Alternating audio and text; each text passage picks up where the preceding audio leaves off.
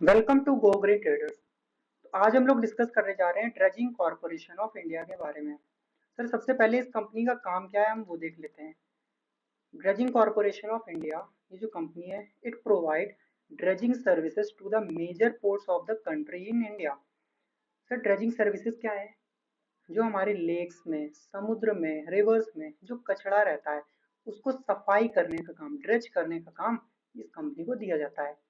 और ये कंपनी किसके किसके लिए काम करती है? मेजर एंड माइनर पोर्ट्स, मतलब जो बड़े पोर्ट्स हो गए, छोटे पोर्ट्स हो गए, वहां पर जो शिप्स आते हैं उनमें कचरा ना फंस जाए नीचे, जो पानी में पड़ा होता है। इंडियन नेवी के जो बड़े बड़े शिप्स होते हैं उनके आगे रास्ता में कोई कचरा ना आ जाए ताकि उनका रास्ता ब्लॉक हो जाए। फिशिंग हार्बर्स में तो सारा काम इनका क्या है? कचरा सफाई करने का है। अब देखते हैं इसके टेक्निकल एनालिसिस के बारे में। सबसे पहले हम इसको मंथली टाइम फ्रेम में देखते हैं और इसका ऑल टाइम हाई देखते हैं। ऑल टाइम हाई जो इस शेयर का है वो है सर हमारा 1364.60 इसका ऑल टाइम हाई था। और ये इसने लगाया था सन 2007 में। और फिलहाल में इसने 2024 में 1 जुलाई और 5 जुलाई के बीच में इसने प्रीवियस ऑल टाइम हाई जो इसका 1360 का था, 1352 1354 का, वो इसने तोड़ा है और 1454 का इसने ऑल टाइम हाई एक नया लगा दिया है फिर से। तो यहाँ पर हमें क्या दिखाई दे रहा है?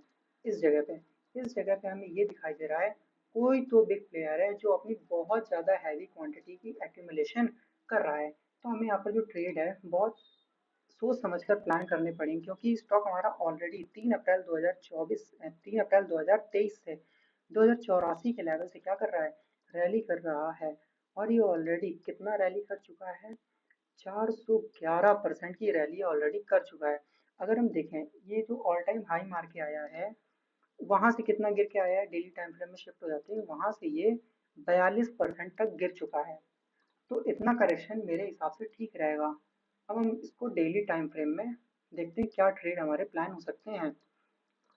तो एक मैं क्या कर रहा हूँ, एक ट्रेंड लाइन ड्रॉ कर रहा हूँ और इस ट्रेंड लाइन के सपोर्ट्स को देख रहा हूँ।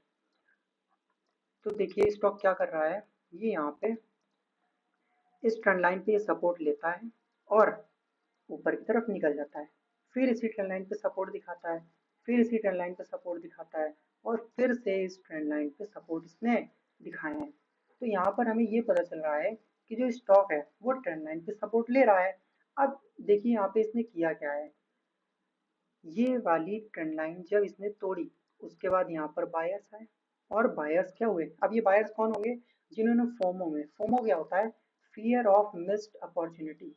जिन लोगों को एंट्री नहीं मिल पाती है फिर वो लोग एंट्री करने की कोशिश करते हैं हाइस पे।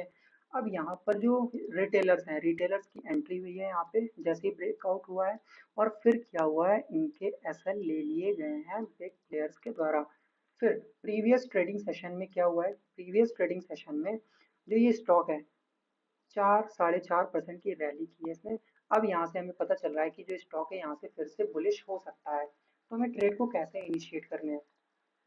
ट्रेड को इनिशिएट करने से पहले आप ये ध्यान में रखिए कि सबसे पहले निफ्टी जो है हमारा काफी हाई पे चल रहा है, पता नहीं कब सेलिंग आ जाए। तो आप लोग एसएल लेके चलिएगा। अगर आपका एसएल हिट होता है तो उसको एक्सेप्ट करिए और अगर नहीं हिट होता है तो जब तक ग्रीन में है उसको होल्ड करिए। तो अगर आप इसमें एंट्री बनाना चाहते हैं तो 880 के लेवल ध्यान रखिए। 880 के आसपास आप इस पे क्या कर सकते हैं? एंट्री ले सकते हैं और 825 का एसएल रख लीजिए। तो आपके टारगेट से निकल के आ जाएंगे जो मेरे हिसाब से हो सकते हैं वो 1454 तक के हो सकते हैं। और जो T1 होगा, टारगेट वन आपका 1130 के आसपास। और जो टारगेट टू होगा वो होगा हमारा 1340 के आसपास टारगेट टू होगा। और जो फाइनल टारगेट है वो है हमारा 1460 का। ओके, आई होप सब समझ गए होंगे आप। This is Shivam Rajput signing off.